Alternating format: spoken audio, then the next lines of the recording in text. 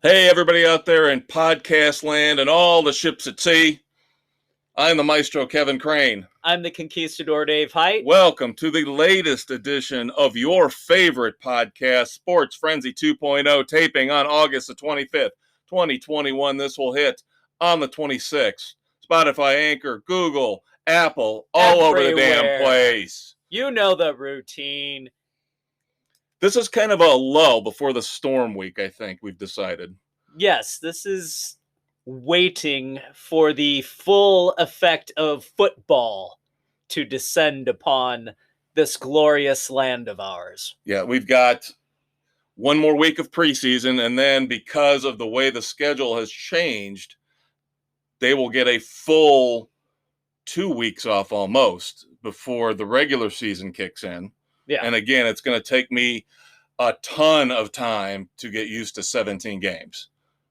Yeah, I know. That's going to be the bizarre part. And normally you think a team that starts 1-3, they're pretty much hosed. But with that extra game in there, not necessarily. Right. So we'll get into all that later on. Football in segment 2, which of course, probably starting next week, will move up to segment 1 and be in segment 1 until February. Yep, until the Super Bowl wraps. But for right now, we've got to get to baseball. We still got some wild card races, some pennant races going. Some teams are fading that we didn't think were going to fade. Some teams are rising up that we didn't think were going to rise up. Yeah, you have the Yankees and the Red Sox had kind of moving in different directions. But now with the Oakland A's tanking the way they are, the Red Sox are still at least in the wild card slot right now. But now they would have to play at Yankee Stadium, and who 3 weeks ago would have thought that was going to happen? Yeah, there was no good you would have thought would have come out of that one. And right. The Blue Jays have fallen out of the picture. Right. The Mariners are actually starting to play some interesting, solid baseball, so watch out for them. Yeah, they could play the spoiler out in the West. They're creeping into the picture. I still think they're a year away, but they have been one of those teams over the last 3 or 4 years that have been amassing young talent. Yeah. And I hate to say it, but the AL East is actually a beast. You could have 3 teams coming out of there.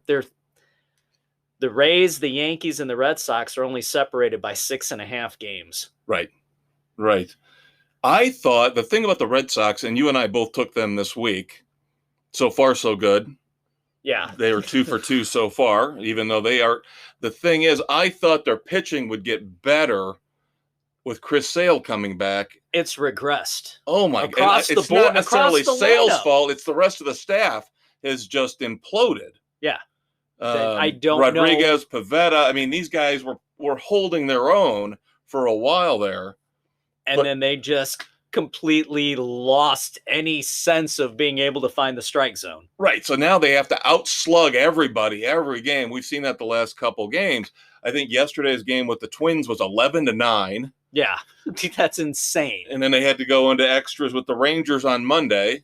And they needed a 11th inning grand slam. Yeah, to pull that off. After their bullpen blew it. So that's really the only reason we're interested in the Red Sox this week. Otherwise, we really couldn't give a rat's ass. Exactly. Unless they're playing the Yankees. Then we hope that they would destroy the Yankees. Then we root for the lesser of two evils. Exactly. Lesser of two evil empires. But definitely. I think it would be time for you to talk about the one team that we root for, or that you root for, that actually matters, as opposed to mine that doesn't. The Sox, who are definitely feeling the dog days of August, and the last 14 games are 7-7, still scuffling against the upper teams. And it's a combination of not being able to hit, bad fielding, bad base running, and ineffective pitching. So it's just kind of everything is plaguing them at the same damn time. So, and then losing Anderson for a few games with hamstring soreness, they're trying to keep him ready to go for the playoffs. So he's making his return tonight after missing Saturday, Sunday, Monday, Tuesday. And that's the one thing, is that He's the spark plug of that team. They are in the best shape of any team in, I would say, baseball right now. Maybe them and the Brewers. Yeah. Because they have the largest lead in their divisions. They've been playing a lot. LaRussa's been resting guys a lot. And so that might be part of it, is they can't get into a rhythm right now. So we'll see. Eloy's back doing well. Roberts has settled back in nicely. And this weekend, we're supposed to see Grandal come back, which is going to be huge because Sebi Zavala, who was a call-up, has been doing a lot of the catching over Zach Collins, and I can't figure that one out. But Zavala lets a lot of balls by. But his bat's been pretty good, hasn't it? Bat's been decent. It's been a little better than Collins, which is why. And he's got a better throw to second than Collins. But defensively, behind the plate, he just lets a lot get by him. And that's cost us a couple of the games. And so, of course, as usual, since we only do this once a week, it just seems like Wednesday night, Thursday night, right after we get done taping, the crazy stuff happens. And, of course, we got a text from Mrs. C watching the White Sox game while we were doing the podcast last Wednesday about the Lance Lynn belt toss ejection. Yes. This is getting stupid. I mean, he had an issue he was talking to the trainer with, and he gave him the hat, gave him the glove, but then they wanted the belt. So he's trying to get work done. They waited until he got to the steps of the dugout before they asked for the hat and the glove. Instead of as he's coming off the mound like they normally do, they waited till he was at the dugout. So he handed that stuff, wanted to get some work done. They asked for the belt. So he took the belt off and tossed it up to him. And he got tossed out of the game for showing up the umpire. And, of course, we did have another sticky substance issue. Of course, this was not proven to be anything, but now we did have one that warranted a suspension. The Lance Lynn thing was nothing. But Diamondbacks pitcher Caleb Smith had gotten a 10-game ban for an illegal substance on his glove. Now, if memory serves, that would be the second one we've seen so far, I think. Yes. There was one early on. Of course, we've had a lot of things like Lance Lynn. We had Max Scherzer dropping Trout and, So. Yeah, all that. And then the kicker, though, that you got to remember is that roster spot cannot be filled. It has to stay open. So they have to make do with a bullpen game or two in there. Well, for the Diamondbacks, it doesn't matter. No, it doesn't. Unless but a contender is playing them, that helps them out. Yeah. All right, so the White Sox are 73-54. They are still 10 games up on Cleveland as we do our podcast. So, fourth overall record in the AL. Right. That's the one thing we've been talking about for weeks and weeks. As like you said, they tread water, but it would be nice to see them get a little surge going to match the Rays. Now, the Astros have been struggling too, especially with the Royals, who they've played a lot recently, and they're really having a hard time with them. The Royals, since the All-Star break, have been playing some really damn decent baseball. But, of course, the Yankees are on fire. Tampa's playing great. So those, you got to worry about those two, especially Tampa, because they're going to block you, along with the Astros, from home field. Right. So we got to get ahead of one of those two. Right. Exactly. So we'll see where that winds up. Other news, big milestone for Miguel Cabrera. Finally got home run number 500. A lot of people are saying this could be the last time we see this milestone reached for a while. Because if you look at I think Nelson Cruz is next in line, and Nelson Cruz would probably have to play at least 2 more years and play at a fairly high level to get to 500. Yeah. And he's already 40. Yeah. So it's an iffy prospect right now. Yeah. The one that shocked me on all that, when they were talking about the next ones in line, the next players in line to get 500, to tell you how rare of a milestone this is, less than 30 players have done it. Yeah. Mike Trout, the be-all, end-all, god of everything in baseball, is barely over 300 right now. Yeah. So that tells you how hard it is to hit 500. It's a difficult thing to do. Let alone with the steroids, what we saw when we were growing up with the, the Sosa, 600, the 700. Bonds. So good for Miggy. He'll be a first ballot Hall of Famer. He is well deserved. Also the last hitter to win the Triple Crown. Yep. And that's the thing. That's the thing that makes him special. He's been mired in Detroit, but he did, as I recall, get at least one ring, right? I think so, yeah. It was him and Verlander. Yeah. That one year. They both got their rings there. And then Verlander, of course, got another one with the Astros. Yeah. But so he will go down as one of the most underrated players of, I would say, the last 40 to 50 years. Yeah. Just based on the team he's that stuck he is in Detroit. On. Yes, exactly. Mired in mediocrity.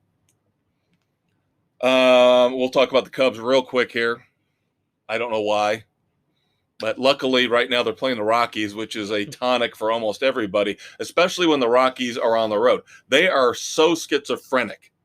If you look at their splits home and away, they are world beaters at home. You do not want to go to Colorado and play them. They will kick your ass in Colorado. But they're pushovers when they're on the road. Yeah, they cannot play away from home. Because now, the Cubs have beaten them 2 in a row, and they're playing the second game of a doubleheader, a rain delay caused doubleheader tonight, but the Cubs, the pathetic AAA team known as the Chicago Cubs, have beaten them 2 out of 2 so far. Yeah, but at least the Cubs aren't as bad as the AA Baltimore Orioles.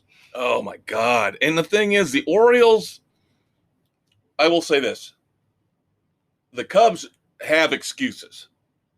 Outside of Kyle Hendricks, that team's got nobody. Yeah, they traded everybody away. Patrick Wisdom is a miracle worker right now. That kid, they dug him off the scrap heap. The kid's got 21 home runs. He jacked a huge 3-run homer here to win against the Rockies. He is going to end up leading. This is going to be a trivia question for Cubs fans someday. Who led the Cubs in home runs in 2021? It will be Patrick Wisdom. Just remember that. You need wisdom to remember that one. So they did recently snap a 13-game home losing streak, which is pathetic beyond belief. Right now they stand at 56-72. Hopefully, with this little run here against the Rockies, that means they will not lose 100 games. They can hope. We can get to September and they're playing in division. You figure the Cardinals, the Brewers, and the Reds will beat the crap out of them. So. Yeah, it sounds about right. Yep. The one other news in Cubs land that I did want to bring up, because we did talk about this probably a month or 2 ago. Ben Zobrist dropped his lawsuit against that skeezy pastor. Did he now? Who was bending his wife over the altar. Now, the way it was worded in the filing, he can refile the lawsuit again. So we will see what comes of this soap opera. Yeah, that's just... Sorry, Zobrist. You should have taken one of your baseball bats to this guy's head. Yeah, it would have been well-deserved. I think 99% of us would have. I really do. I hate to say it. I'm not going to condone violence, but there are just some things that not only was he banging the Zobrist's wife, money. He was stealing money from his foundation too. Right. Sorry, that former pastor is a douchebag on another level and deserves to have his head caved in. And you wonder if something wasn't worded quite right in the initial filing that made them retract it, and that maybe they refile. They'll probably refile. Because something in there wasn't quite right, and they figured it wouldn't go through the way it was written or the way it was going to be submitted to the court. I do play a lawyer at home. And he stayed at a Holiday Inn Express. And I am Captain Obvious. The World Series has announced the schedule in terms of days. The Game 7 World Series contest is slated for November the 3rd, which will be the latest it's been since 2009. Oh, man. And this is why I think people look at baseball and go, they just don't get it. You know, play some straight double headers. Do something. to compress the schedule just by a couple weeks. How about you knock a couple games out here and there? Just so you don't push the season into November. That's ridiculous. Get it away from Halloween. You should be ending. It should be done by mid-October. Let's say the 20th, 22nd, right in there. Yeah. Don't push it beyond that, because then the weather's going to come into play. Shit at that point, and it needs to be done. It can't go that late. Really sad news for me. Really, really sad news. The Conquistador and I talked about this in show prep a couple days ago. But growing up, I was a huge baseball card guy. I was massive. I still have a crap ton of baseball cards. Now, the ones I have, for the most part, are ones that I bought when I was in my 20s. But when I was 11, 10 years old, we wanted that cheap, stale bubble gum, hoping that you might get your favorite player. And what was the company that put those packs together? Topps. Topps' 70-year card partnership with Major League Baseball and the Players Association will end. That's sad. I'm not sure how this is going to work. Technically, the current agreement ends in 2025, but they have supposedly already signed a new deal with Fanatics to be the exclusive card producer. And that starts in 2023. So I don't know how the hell is that going to work? Parallel sets for a couple years, or how that works. Or are they paying Topps off? Again, I don't know. But now they had Upper Deck was always putting out cards. Bowman was putting out cards the same time as Topps. Yeah. So we'll see how this plays out. But the really terrible thing for Topps financially was that they were just getting ready to go public. Yeah. With the company. Finally, after how long? 70 some odd years, they were finally going public, and boom, they get screwed. Right. Now, if the rumors that I have heard are true about the money involved, again, I did research, can't confirm. The MLBPA was getting payments every year from Topps for using the likenesses of the players. They were getting about $20 million, a little over $20 million a year. Supposedly, the Fanatics deal is 10 times more. I don't know how freaking much is Fanatics going to charge for these cards? I didn't realize this many damn people were out there buying those shirts and those jerseys off those Fanatics commercials. Good God. I mean, that's $200 million a year that they're going to be giving the players. That's what's going to the players. Good. That's for use of likeness. Insane. So money drives it all, kids. Yep. Speaking of driving, we got some time left in segment 1. So why don't we move on to NASCAR? We are getting ready for the playoffs. We're recapping race 25 from Michigan, getting ready for race 26 from Daytona. And then after that, balls to the wall, 10 races to decide our Cup champion. Yep. We'll see how this rolls out. Recapping Michigan, Ryan Blaney won a pretty interesting, exciting race. Was a lot of action, was a lot of passing. That's unusual for Michigan. Right.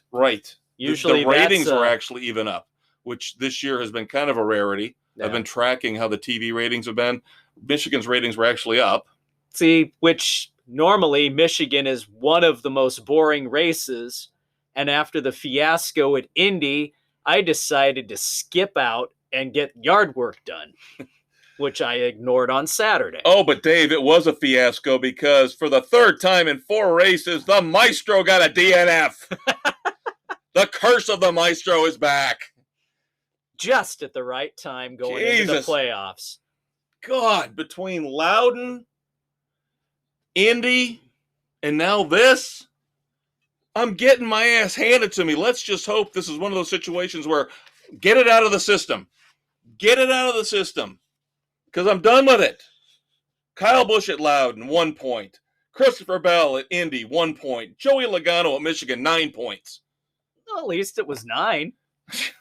Look at the bright side. And the thing was, the other two I can write off to NASCAR being idiots. Right. This one was Tyler Reddick not figuring out where the gas pedal was on his car on a restart because his car shot straight backwards into Logano, and then Truex behind Logano. Oh, I know where the gas pedal is. So it was kind of like boom, accordion. There goes Joey. For the second time, I've picked him twice this year. 9 points and 1 point. Ouch. And I was actually thinking of taking him for our next race, the Coke Zero Sugar 400 at Daytona, the last race of the regular season, Saturday night, the 28th. Yep. Logano, I had penciled in. I know you are going with the guy you had penciled in. Yes, I am sticking. I'm no Logano. No way in hell. Logano. And he'll win. Watch, he'll win. He'll probably pull it off this time. No, I'm going Ryan Blaney. He does well at the tracks. So you think back-to-back with Blaney, huh? I had it penciled in. I'm sticking with it. There's just enough chaos. I'm hoping for a solid finish out of him. At this point, it doesn't matter. We're all in. Right. We could all DNF and we'd still all be in.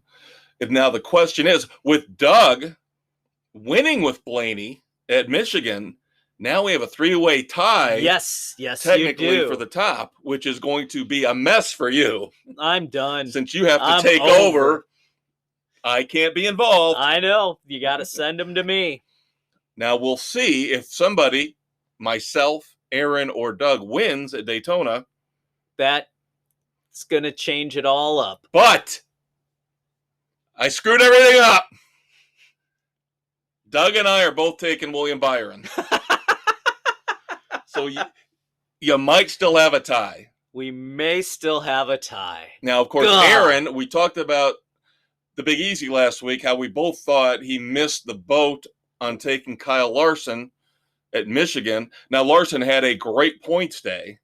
Yeah. But he did not win. So now the pick rolls over, and Aaron does indeed go with Larson, who is the pole sitter based on the formula. Whatever. So we got Blaney, we got two Byrons, we got a Larson. And as we all know, at Daytona and Dega, the pole means nothing. No. How many guys will start up front and drop to the back? Yeah. To wait for the chaos to unfold. The elder statesman takes Chase Elliott. He had one of those left. Can't blame him for doing that. Same with the juggler. Nick's taking his Denny Hamlin. He had that left. Yep. Big Blue W. Been on vacation. He gave me 3 weeks worth of picks, including this one. He is going with Joey Logano. So there we go. Mrs. C still got a pick pending. A couple hours before the deadline, so it's all good.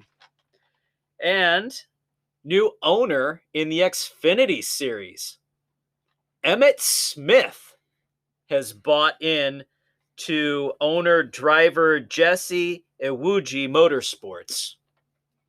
So another celeb NFL getting into the mix there. And the good thing is another minority. Yes. Because now NASCAR is pushing the cancel culture hounds further and further away with the Michael Jordans of the world, Bubba Wallace, now Emmitt Smith.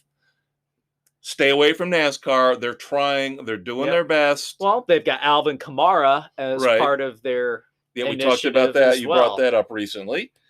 So they're trying their best. They are. Leave them alone.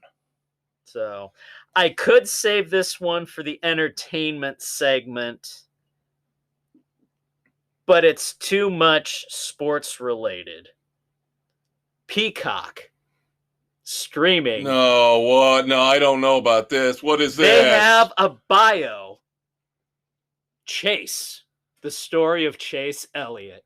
Oh, okay. Whatever. See, that's lame pushing for content right now. Yeah, because he hasn't been around long enough where he's got any kind of a story.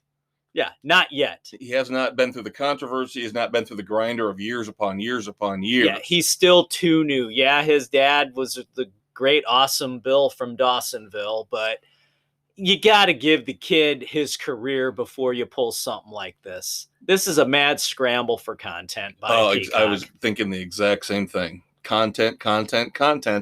That's what it's all about. Good news. I like Erik Jones.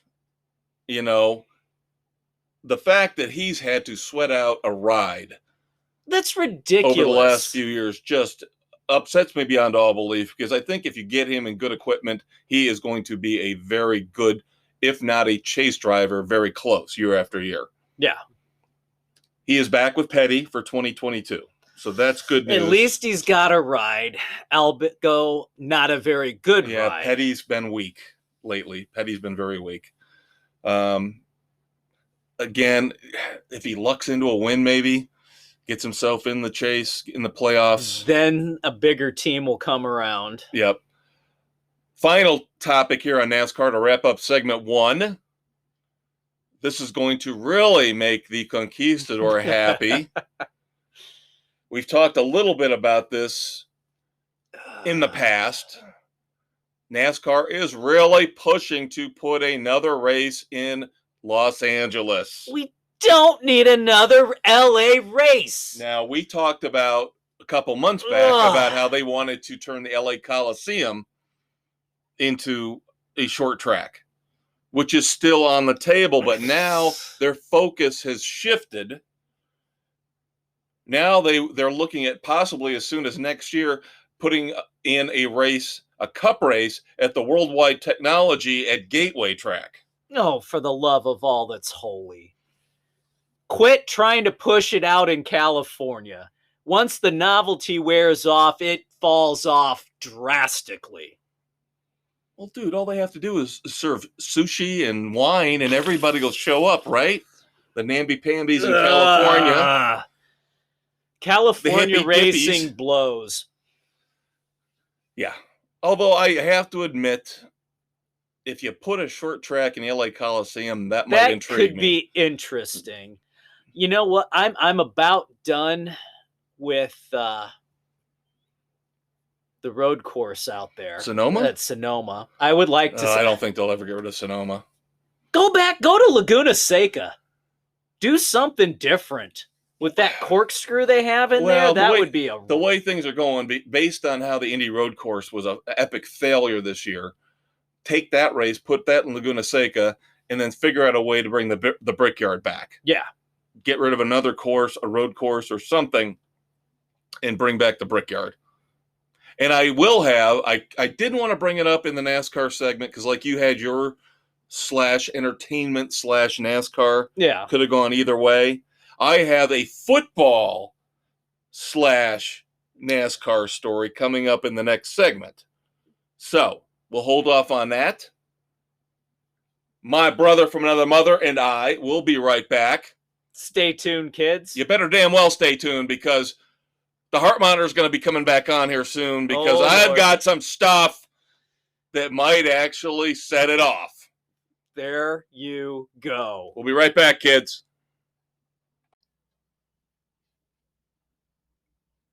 When the mindless zombies at the major sports networks won't leave you alone. When the forces of evil on local sports radio have you cornered. Load up the boomstick known as Sports Frenzy 2.0. Available on Spotify, Anchor, Google, Radio Public, Pocket Cast, Breaker, Apple, Overcast, and Castbox. Kevin Dave will drive the dull and boring voices in your head away and offer you the sports salvation you need. New episodes drop every Thursday. And don't forget the weekend edition every Saturday, where the maestro and the conquistador might just review your favorite horror flick. Sports Frenzy 2.0. It's groovy.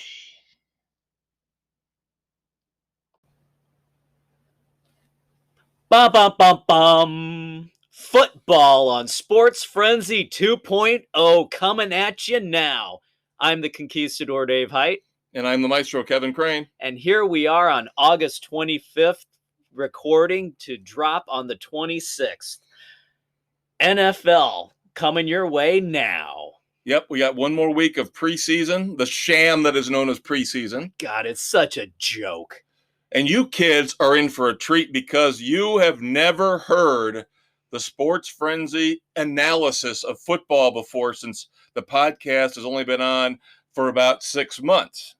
You're in for a doozy of a good time, because through the years, between public access television and YouTube, we break down every game we can every week, detailed, brilliant analysis, fantasy football, everything you could possibly want. This is our sport.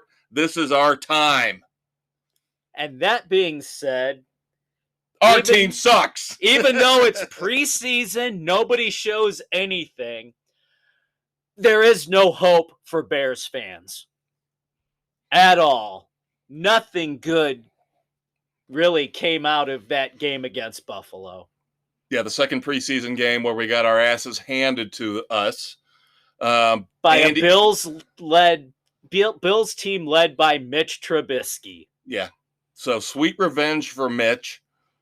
The fans, the reception he got was lukewarm. A lot of fans, he got some autographs signed and everything, but I heard some boos when he came on the field for that first series. About what I'd expect. Yeah. You know, he's not going to end up going down as a Chicago legend. No, not even close. But he's not Cade McNown either. So that's true. But, of course, I think the reason for the doom and gloom that the Conquistador put forth is because Matt Nagy, in all his infinite quote-unquote wisdom, is going with Andy Dalton as the week 1 starter. I think what he's trying to do, and I'm going to try to defend him on this, even though Fields killed in the first 3 weeks against some top defenses coming their way. With Aaron Donald, yeah, he doesn't want Aaron Donald plastering Justin Fields right off the bat. And then 2 weeks later, you got Cleveland's defense. And I don't think he's as worried about Cleveland's defense. I think, believe it or not, week 2, he wants Andy Dalton to play against the Bengals. That's probably kind of like his revenge game, his Trubisky revenge game. And because we're not going to beat the Rams, I'm sorry. No, I'm going out there right now and saying I don't care if it's Fields, I don't care if it's Dalton. This is the team that Stafford has that will beat the Bears. I'll tell you what, one of the shocking things that I have been hearing, and I went ahead and jumped on him in fantasy football for my backup. I thought for a backup, he was a brilliant pick. Not trying to toot my own horn, but you picked toot. That being said, I am hearing a lot of negative stuff where I thought it'd be unbelievably positive about Stafford coming in and taking over, because he's got to be better than Jared Goff, right? You would think he's got a better resume for stats. But I'm hearing a lot of people say, Rams fans, all 3 of them out there, smoking a bowl and drinking wine, and like we talked about. And eating bad sushi out of a vending machine. Yeah, eating their quinoa. They're in for a disappointment is what I'm hearing. I don't see that. I think McVay is a smart enough head coach. The only problem now, and they tried to rectify that this week. Their running game. They brought in Sony Michel here. Yep, picked him up from the Patriots for a 5th and 6th round conditional picks. Right. I think that was a brilliant move. He's a solid back. Darrell Henderson is a decent back to split time with, but I don't think he's the kind of guy that you can rely on to be a full-time bell cow running back. And, of course, this is all predicated on the Cam Akers was the first huge injury of the year. He was looking like he was going to be a fantasy stud. He looked like he was ready in his second year to break out. And ouch. Yep. So now McVay is scrambling, trying to pick up the pieces, and I think the Sony Michel trade helps them out a lot.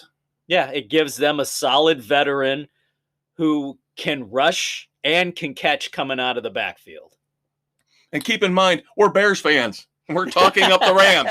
We're talking up the Rams for the week 1 matchup on Sunday Night Football, where we'll be embarrassed on national TV once again. Why? Where there were the only 2 positives coming out of the game were Rodney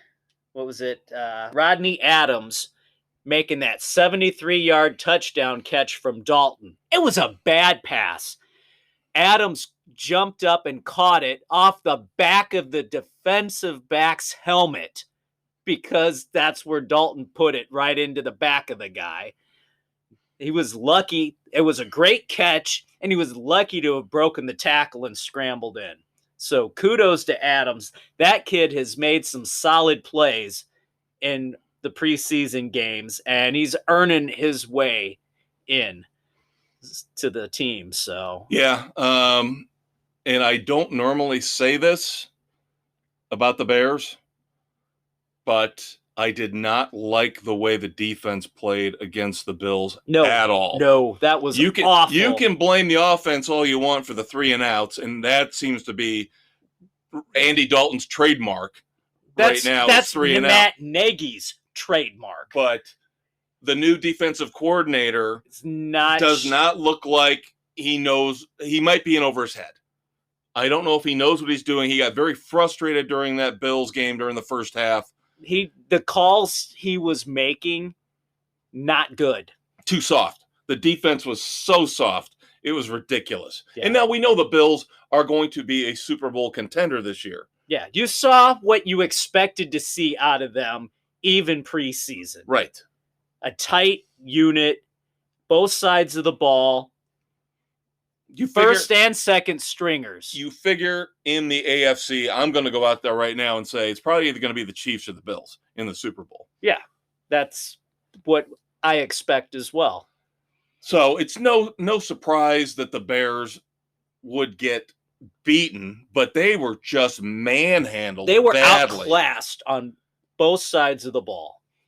And the one thing that Fields does, and he did in this game when he was in that I did like, he does have enough pocket awareness to break free and run smart. Yeah, he doesn't do the stupid runs. He will slide in plenty of time well before any contact can be initiated. Yep.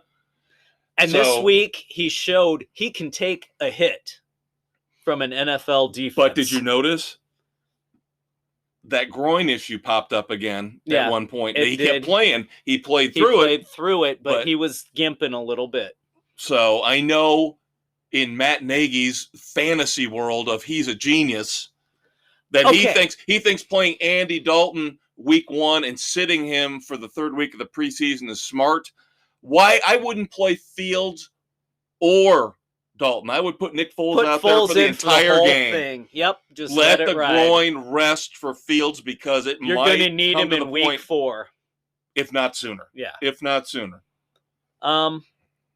Did you hear the brilliant Nagy talking about how now it's he expected his offense to take 3 or 4 years to fully develop. Oh, Jesus Christ, what is he, a presidential candidate? Yeah, well, no, now he's got... I'm getting blamed for stuff my predecessor did. No, he's saying that he needed the 3 to 4 years for his offense to really take effect because now he's got the foundation of the players who know it inside and out. Bullshit! You've got so much damn turnover on that team. You're the one who came in and thought year 2 that you were going to be brilliant.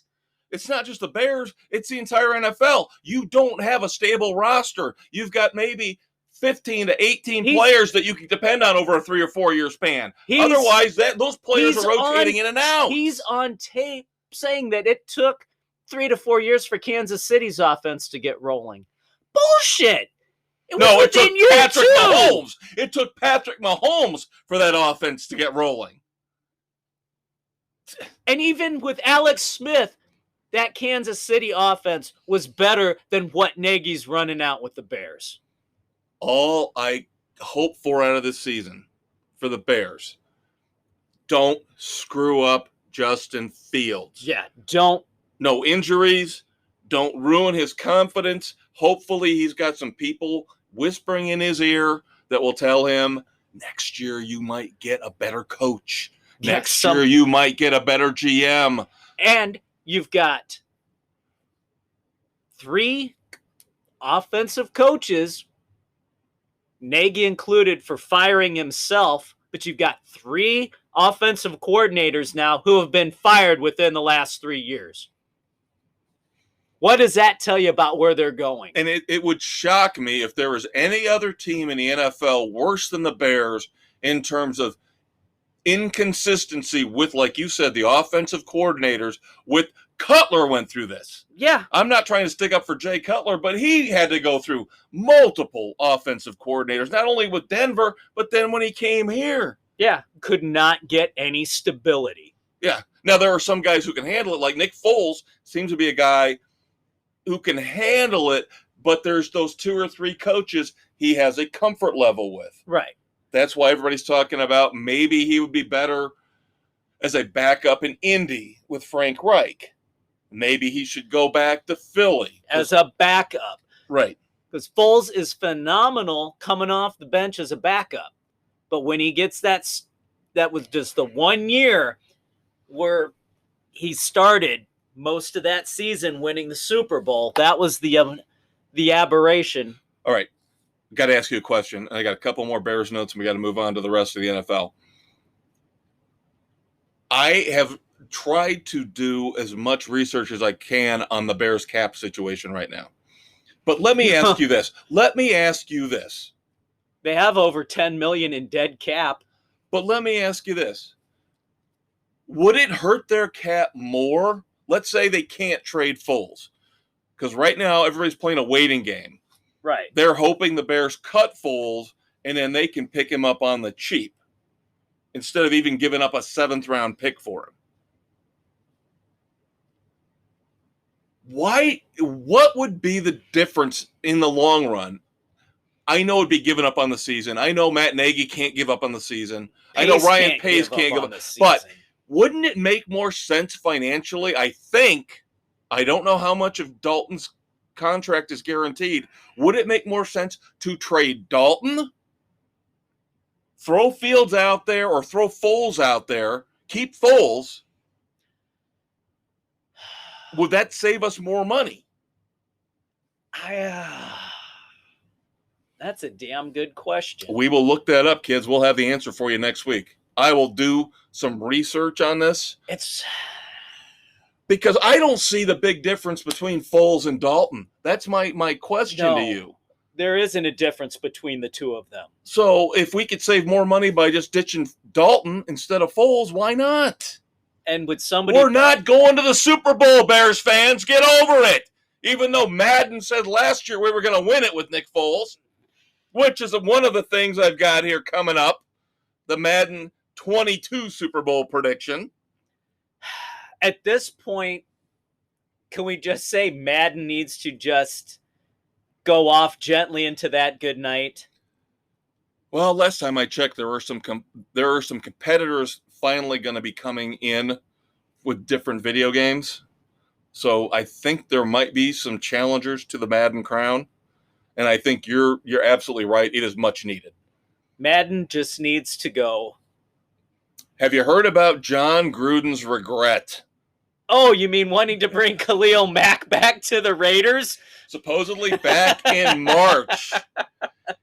Supposedly back in March of 2021, John Gruden contacted the Bears front office and basically asked them, what'll it take for me to get Khalil Mack back? You can't afford it.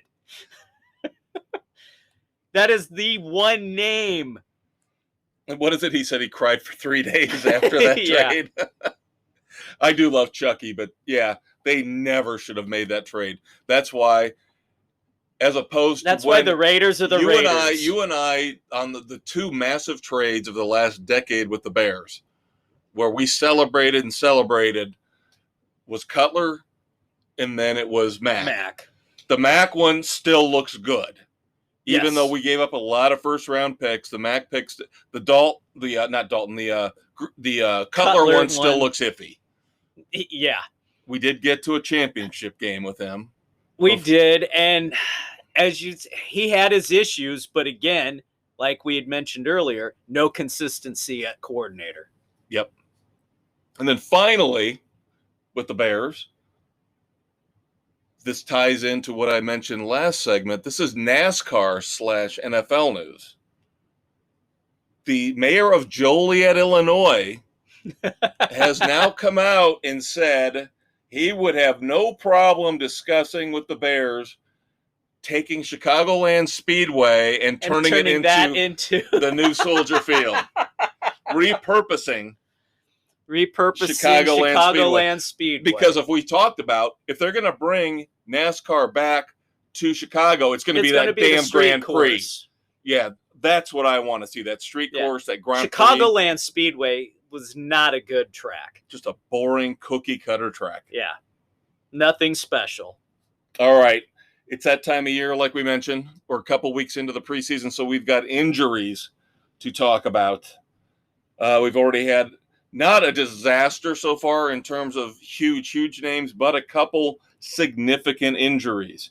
We've got Atlanta's backup quarterback, A.J. McCarron, who I always liked.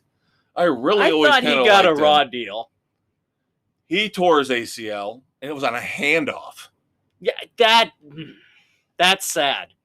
So he is done for the year, and of course, he's a traveling man who makes a lot of stops. Josh Rosen is now going to take another shot at being a viable quarterback in the NFL. This poor kid has been put through the frickin' ringer. You want to talk about a guy who's had to deal with different coordinators, different systems, different locker rooms over and over again. Through no fault of his own. Really? I mean, he's never had an opportunity to do anything. So let's see. Let's see if he can hold on as Matt Ryan's backup in Atlanta. I hope he can. Yeah, this kind of went from initially when he came in, he was kind of a snotty West Coast rich kid, and now you just feel bad for him. Yeah, because he got royally effed in Arizona. Right. Because right after he got drafted, the next year regime change, and Cliff Kingsbury, his man crush on Kyler Murray. Yeah. Sorry, Josh. Bye-bye. Yeah. And then it was just downhill from there. Jets. Carl Lawson, guy they brought in on the offseason to try and help their pass rush. Ruptured Achilles. He's done for the year. The Jets are already a train wreck. As if are we really surprised? They needed any help to qualify as a train wreck. Injuries are already piling up for the Jets. And now this is the one that really, to me, I mean, we weren't expecting Jacksonville to do much, but they were going to be a fun watch this year with Urban Meyer, with Trevor Lawrence, and with Travis Etienne. Yeah. Being that kind of like scat back receiving third down guy. Yeah. Liz Frank injury on his foot. He is done for the year. Ouch. That's going to hurt the newly named starting quarterback Trevor Lawrence greatly. Yeah. Well, you know, again, we had to draft early for our fantasy football league. This is the one that really changes the draft. If you're drafting here in the next week or so, now Robinson becomes he gets a huge jump in the ratings and the standings. Yeah. He now becomes probably a top 10 running back because ATN was eating into his appeal, even though he had a great year last year. Yeah. When you saw them pull a first-round pick out of the hat to get Etienne, you thought, okay, this is at least by all standards a running back by committee with Etienne eventually maybe turning into the heir apparent, an Alvin Kamara type guy. Yeah. Now it all shifts. So that's a huge blow. Kids, that's a running back you need to target. I would say second round. At least, if not higher. Late first, early second. COVID rearing its ugly head. Of course, Mike Vrabel, the head coach of the Titans, has got it. Cam Newton screwed up. Somehow Cam Newton screwed up. He went to a scheduled, approved, supposedly, test, but it was outside the New England area, which violated the protocols.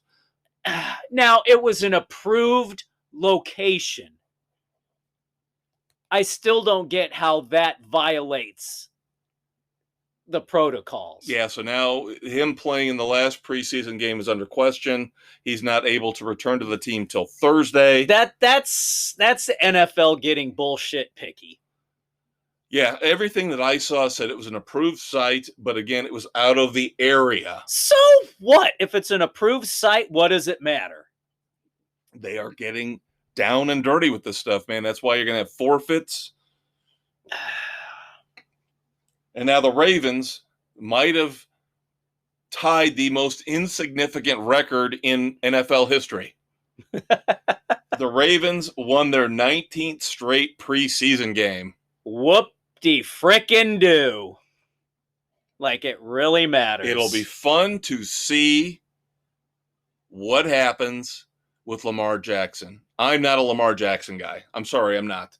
He can't throw the football. No. If he could learn how to throw the football, then they might be dangerous. That team always gets by with coaching and defense. Yeah, the offense is typically non-existent. They're never going to be bad, but I just they're never going to be great. I don't know if they're ever going to be at that Super Bowl level that they want to get back to with Lamar Jackson. I'm sorry, I don't buy into it. I don't. I've seen enough of him. I'll take Josh Allen. Yeah. You know, that guy has can got scramble, the right. He's got and the right he can mix. frickin' throw the bomb. Yep. He's accurate. He can hit those quick little slants. Yep. All right, moving on to college football. We talked about this, Dave. What is your impression of the ACC, Big Ten, Pac-12 official alliance? What the hell does it mean? Boy, have you read the press release? It is a bunch of nincompoop BS nonsense like I have ever heard in my life. It is the most namby-pamby crap I've heard. And nothing's in writing. It's a gentleman's agreement between the presidents and the athletic directors. Supposedly, all 41 universities in these three conferences support it. But what does it say? Oh, we're going to collaborate on any issues, and we're going to try and have future scheduling agreements. Okay. There's nothing written to stop you from poaching within each other. It doesn't mean anything. Where does Notre Dame fit into all this? From what I've read, Notre Dame's agreement with the ACC doesn't change. No, they're still there on the outside looking in. But basically, all this does is these three conferences are trying to look for a better TV deal. Well, they're trying to match the SEC in some way, shape, or form. So they're trying to reach out. I've read that they're trying to work with ESPN and Fox. What the hell does it matter? And why does everybody have to work with goddamn ESPN? Why don't you reach out to NBC? All they've got for college football is Notre Dame. Surely they would jump at the opportunity. Oh, don't call me Shirley. Ba-doom-ba. Glad you picked that up. But, I mean, come on. This is getting ridiculous. This makes no sense the way it's drawn up. And the Pac-12 has come out and said by the end of the week, they're going to decide about expanding their conference.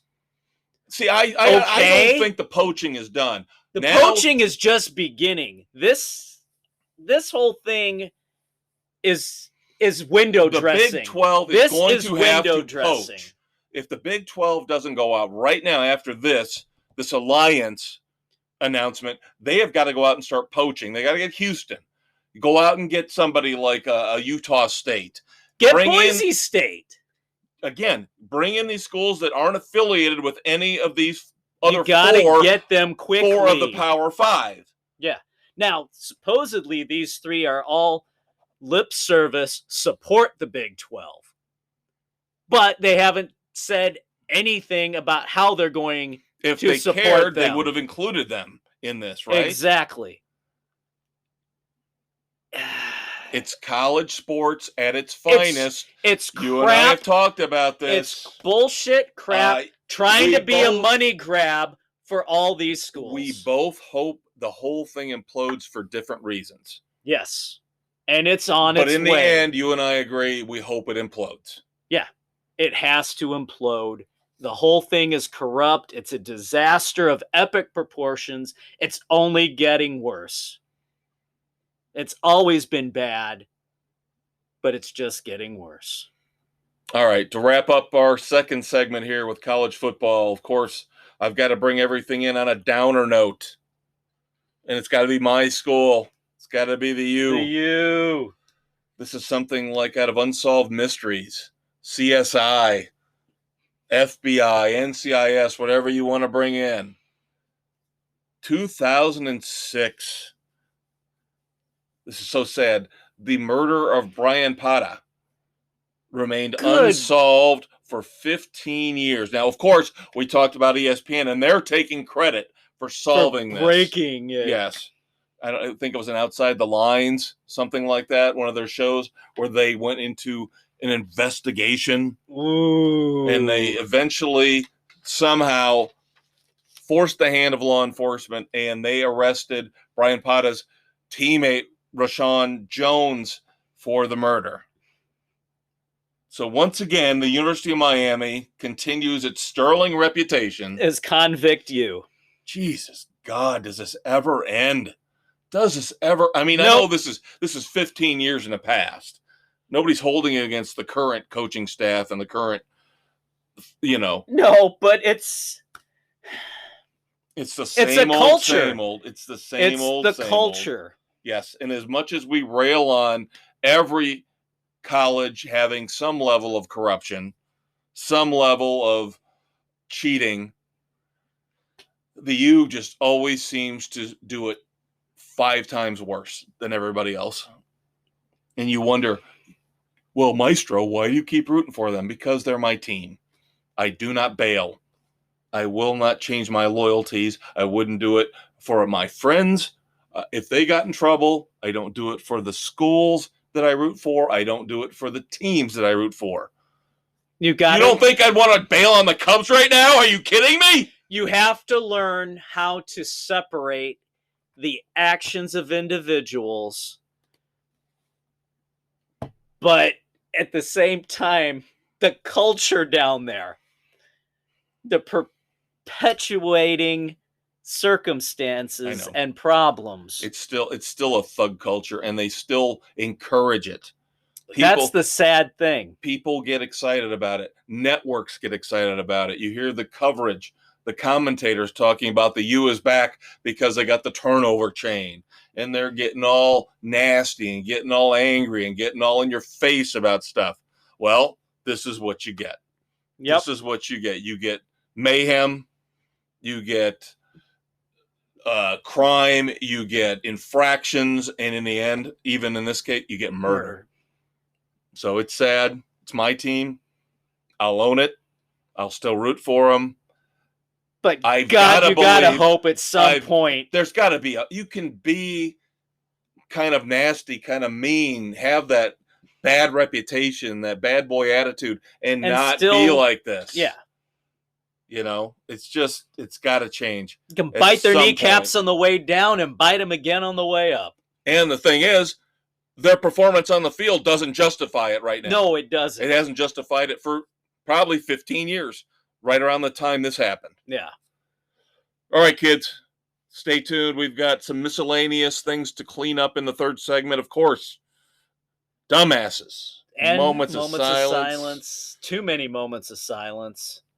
So stay tuned. We will be right back. Hello, friends. Are you tired of the boring sports analysis you get from the major outlets? If so, join the Maestro and the Conquistador for a riveting discussion of all sports topics on Sports Frenzy 2.0. Available on Spotify, Google, Apple, and wherever podcasts are available. Hey, everybody, welcome back. Segment 3 as we wrap up Sports Frenzy 2.0, August the 25th, 2021. I'm the Maestro, Kevin Crane. I'm the Conquistador, Dave Height. This will hit on August 26th on Spotify, Anchor, Google, Apple, and everywhere you subject yourself to the most awesome podcast of all time, including Sports Frenzy 2.0. Now it's time to clean up the mess we've left behind, the debris. The party is over. We got the brooms out. Yep. Football is gone. NASCAR is gone. Baseball is gone. Now we have the refuse that is left. So we got to put it in our dustpan and dump it in the garbage. I mentioned earlier, the Madden 2022 predictions are out. Gah.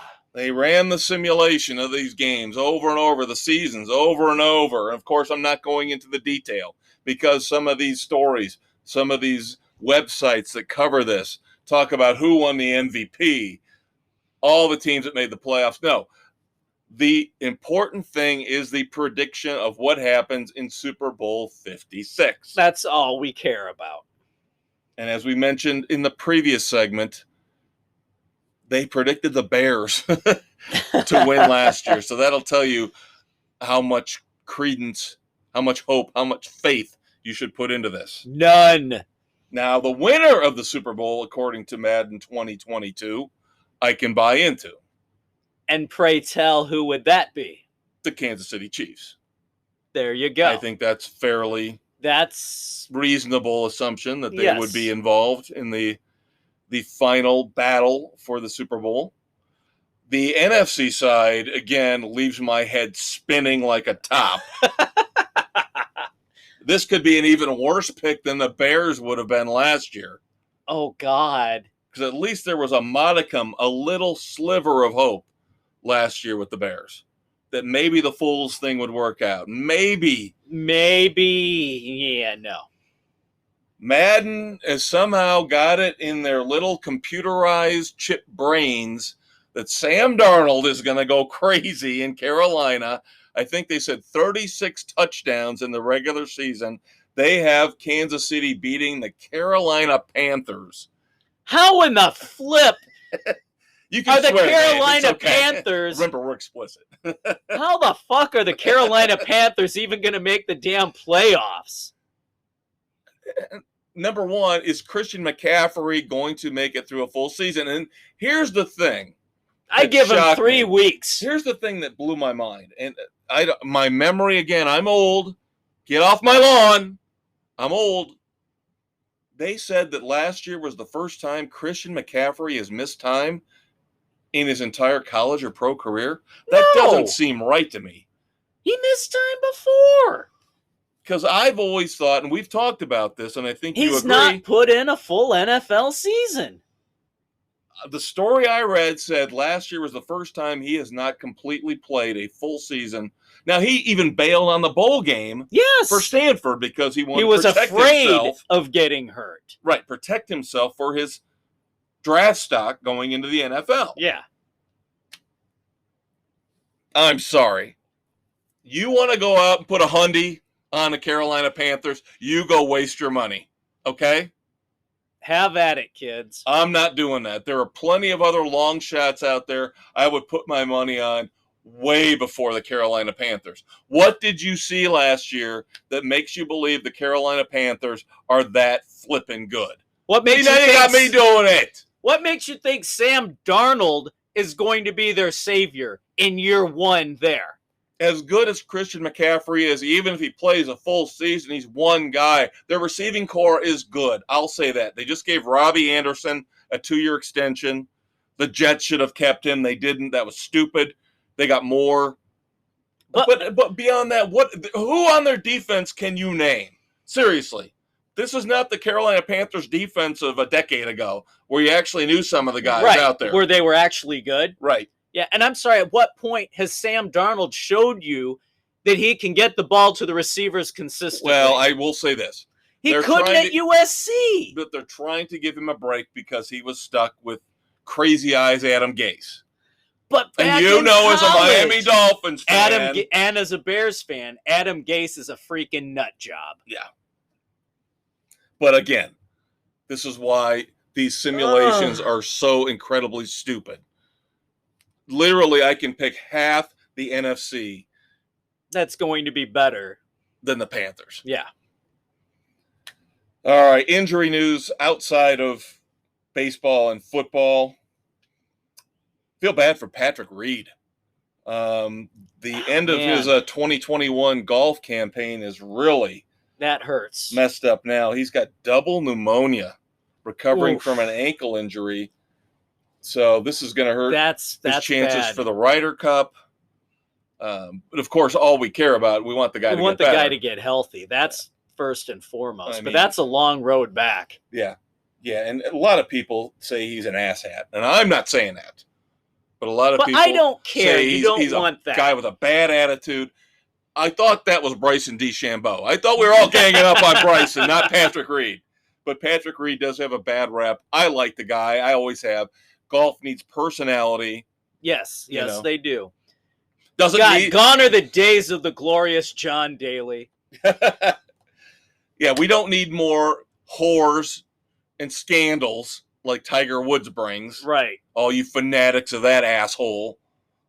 We need guys like Patrick Reed, Bryson DeChambeau, guys who aren't necessarily terrible human beings. They just got bad, arrogant attitudes, so we can root against them. Or for them, depending on your preference. Tennis, boy, the U.S. Open is looking like a mess because we already talked about Roger Federer's out. Now Rafael Nadal is out for the rest of 2021 with his foot. Today, Serena Williams drops out because that hamstring going back to Wimbledon is still messing with her. So the changing of the guard. Well, the older folk, sorry, we just can't put up with it anymore. The body breaks down. It's icy hot, aches and pains. Smell like Walter. So, yeah, this is an opportunity for somebody to step up at the U.S. Open and get a major and start putting their name out there for when all these great male and female players retire, which is coming very soon. Yeah. And then the next brigade, the next generation comes in. So hopefully it's going to be cyclical, kids. It's going to be a hard chore to match what Serena's done on the women's side and what Nadal, Federer, and Djokovic have done. Yeah, this opens the path for Djokovic to blow right into history. Yeah, Djokovic. And set a mark that might not ever be attained again. Yeah, if he stays healthy, this is his opportunity to just put his stamp as the greatest of all time. Yep. Now, I'm going to pass it off to you on hockey because we have a big retirement in hockey. We do. Heinrich Lundqvist, the longtime Rangers goalie, is finally hanging up his skates, retiring. He needs yet another heart procedure. Ooh, I didn't know that. Yeah, he's been struggling with this, and God, the best to Heinrich. Phenomenal player, great guy on and off the ice. I hope this works out for him and good health for him in the years to come because he deserves it. Yeah, and we'll get to this in a second, but this has not been a good week for New York Ranger fans. No. It really has not been. No, we'll get more to that. I do want to bring up in the NBA one quick note. We discussed this again when we were getting ready to do this a few days ago. The Greek Freak, Giannis Antetokounmpo. I love saying that. I probably butcher it half the time, but it's fine. It's still the fun. Greek Freak. Yeah. Give me 10 shots of Jaeger and let me. Can you say his name? Giannis Antetokounmpo. He's all in Milwaukee, kids. Yes, he is. Buys into the Brewers ownership group. Good for him. Yeah. Fantastic for Milwaukee. Yep. He is fully embraced being up there. Yeah, and I applaud him for that. That's what we need more of in all sports, but especially the NBA. We need these players to stay put. Stop being the mercenary that drafted them, or if a team got you early on before you realized your potential, give them the props, give them the credit they deserve, stay with them if they're loyal to you and they're offering you the max money. Don't be a LeBron. Don't be a LeBron. Really, I should have posters made up. Don't be a LeBron. Avoid the mercenary ideals. I already have more respect for Giannis right now than I ever will for LeBron. Yep. I really do. He's buying into the city. Even as everybody embraced LeBron not once but twice in Cleveland, he kept bailing on them. Yeah. Yep. He showed up to Cleveland Indians games. Oh, sorry, the Guardians. No, with a Yankees hat on. There's still the Indians this year. With a Yankees hat on. He would go to games in Cleveland with a Yankees hat.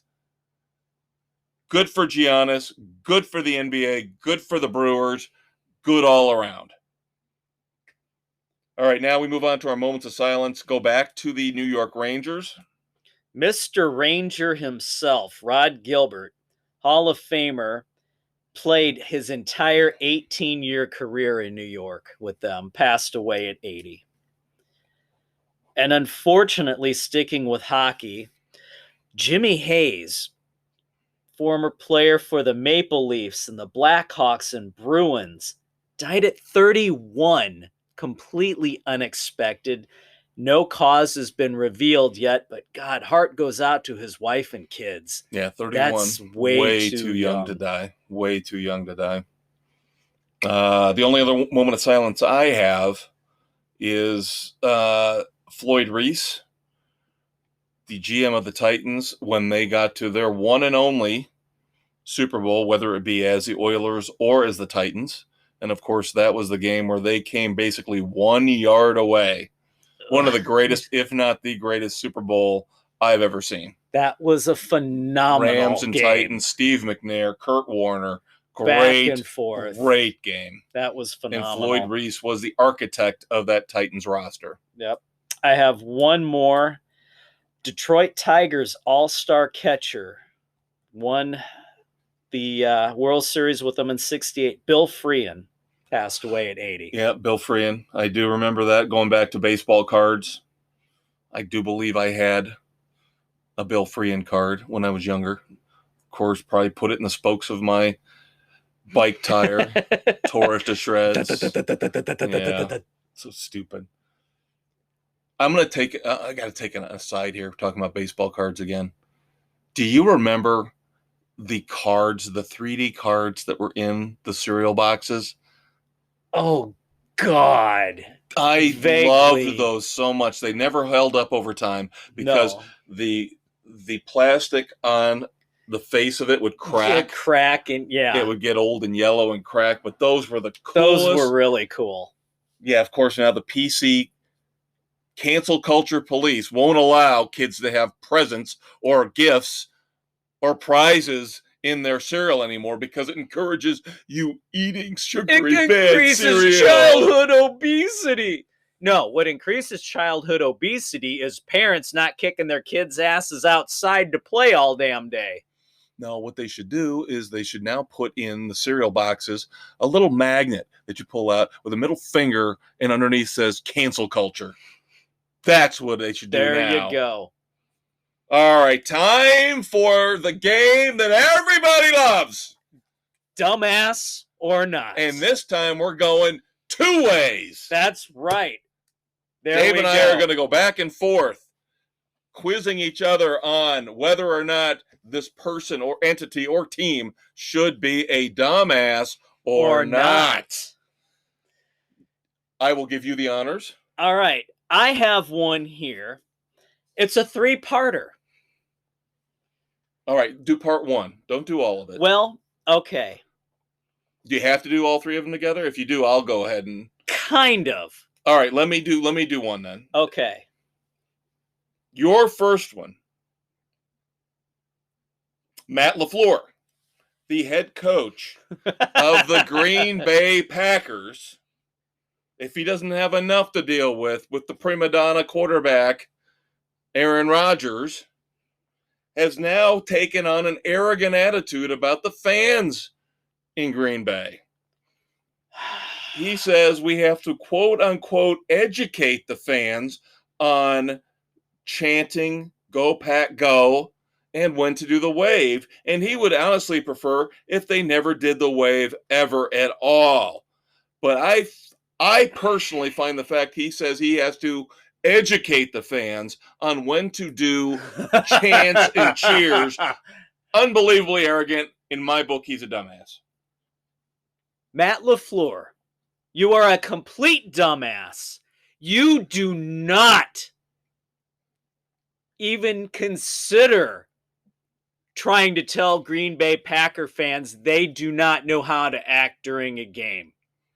That is one of the most loyal and rabid fan bases out there. The team is owned by the city and the fans. The arrogance and stupidity that you have shown in this boggles the mind. You should be run out of town on a rail by these people. And as we seem to say every week, remember, we're Bears fans, and we're saying this. Yes. We're actually sticking up for Packers fans. All right, I'm going to do one more. I apologize to Dave because his is a three-parter. That's fine. I want to make this sure is good. He's got to do them all in a row. It's all good. Aric Almirola, NASCAR driver.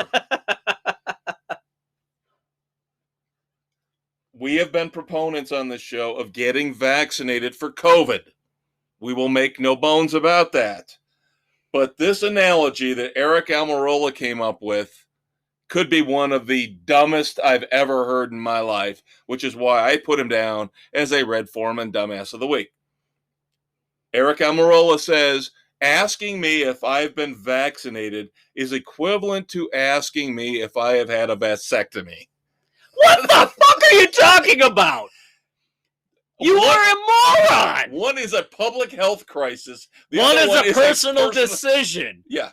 Oh my God. It's not like your boys are going to break out of the sack and start making other women around spewing everywhere. Yeah.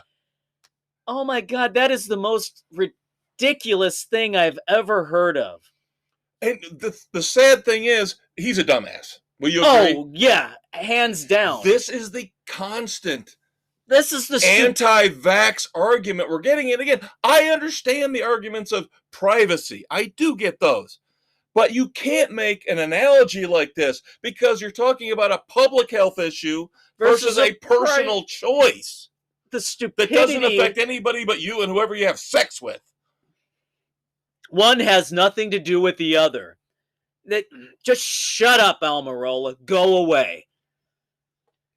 All right, three-parter now for me. Go for it. All right. In the world of skateboarding. God help me. I'm already saying dumbass. Liquid Death, the canned water company. Which we talked about at the Counting Crows concert. That's right. Because we had never heard of it before. No, and this all of a sudden, was the first. There it is everywhere. All over the place, all through the concert last week. It's death to plastic. Get your water in a can.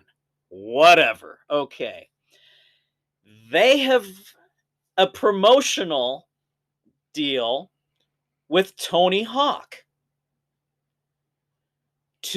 And they have a video out there drawing blood from Tony Hawk's arm, pouring it into a can of red paint, mixing it together, and have painted the bottom of a skateboard, which they made 100 of these and are selling them for $500 a pop. So, dumbass or not, Liquid Death, Tony Hawk, or the people who buy it? All three. All three. Now, if I had to rank them, I would say the people who buy the skateboards are the dumbest of the dumbass hierarchy there. Agreed. I would say Liquid Death is number 2. They might think somehow this is a great promotion, but in the end, it just reeks of stupidity. Tony Hawk, I'll put at the bottom because he's obviously got to be getting paid. So I'll be more than happy to give up a vial of blood if somebody wants to take my blood and paint something and sell it. That's fine if they're giving me a check. So Tony Hawk, still to do this to me is a dumbass, but a very small dumbass compared to the people buying the skateboards and Liquid Death. See, I will say Liquid Death's the dumbass. The people who buy it are dumber. But kudos to Hawk for cashing in on this. I can't. Yeah. I mean, I guess I can't call him a dumbass. It's hard because it is a dumb stunt. It really is.